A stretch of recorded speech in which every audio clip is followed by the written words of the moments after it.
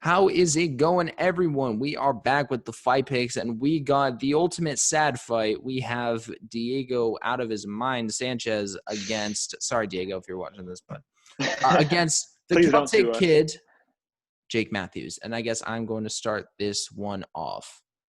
I don't know why this fight is getting made, first of all. This isn't the last fight of Diego's contract. He still has 3 more to go. Or 4 more to go, actually. It's 4 more fights on his contract left. And the fact that he's coming off of a win is an absolute joke. No, I've never seen someone get their ass kicked so badly and still win the fight. Maybe outside of Matt Hamill to John Jones, but that's because he didn't win. He weaseled his way out of that fight against Michel Pereira because Michel Pereira was kicking his ass. And the fact is that Diego wanted a way out. And that shows where his mentality is. I mean, everyone's saying, no, he didn't. He literally asked the referee, if I can't continue, do I win?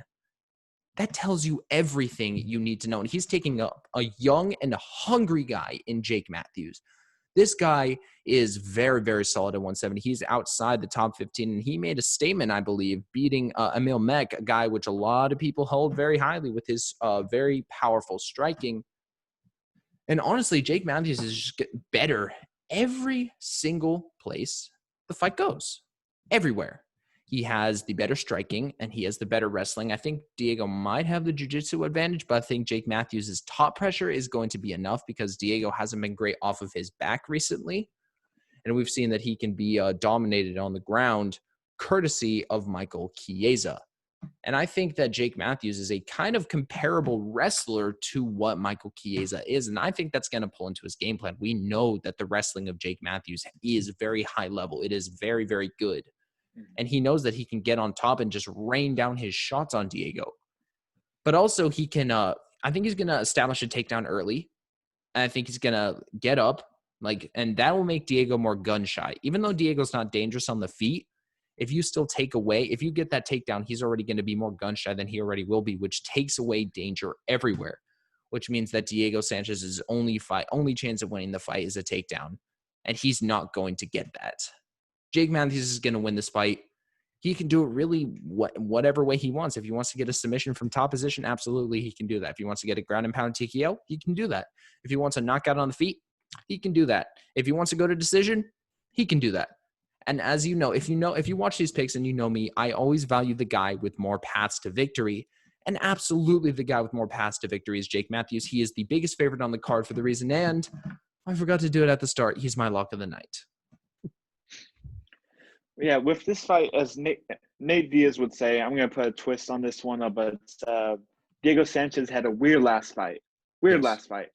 And obviously he took the easy way out. A lot of people were like, oh, he took the veterans way move. But, that's out of the conversation, I guess, right now. But with Diego Sanchez, he's a former shell of himself.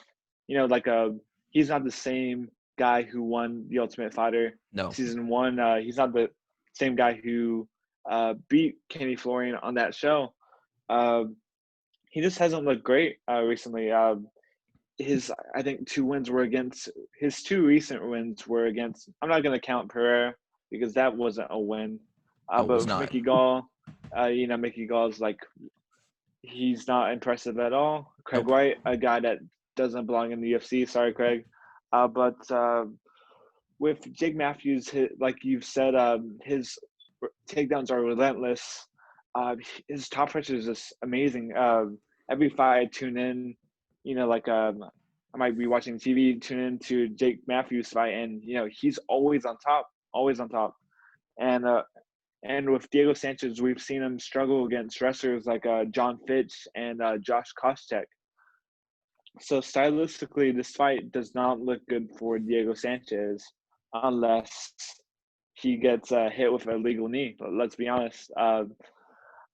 But self-aware Diego with his coach Joshua Fabio. If I think the only way Diego could win this fight is if Fabio comes in and tackles Matthews while they both try to. I don't know, but so this is definitely a lock of the night. I feel like you could, if you're an investor, put some money on Jake Matthews. You might not win too much because he's such a big favorite, but Diego Sanchez isn't the same uh, fighter he was a few years ago. So I have to go with Jake Matthews, obviously, on this one. I would say Diego Sanchez is your Jake Matthews is your parlay piece. Put him in all your parlays. Get that multiplier up, up, up, so those odds can actually get you some value. We got another agreement. If you're going to pick Diego Sanchez, if you're that brave man, if you will look like a genius, if you tell us before the fight that you are picking Diego Sanchez and he gets a win, not a DQ win, an actual win. So, yeah, let us know who you have in this fight. Do you have Jake Matthews? Do you have Diego Sanchez? Tell us. And make sure to watch the rest of our predictions, because we got the main card and the feature prelim coming up. These are fights that you do not want to miss. If you want to have the insight, the best betting knowledge, you come here and you will watch the rest of these fight pick videos.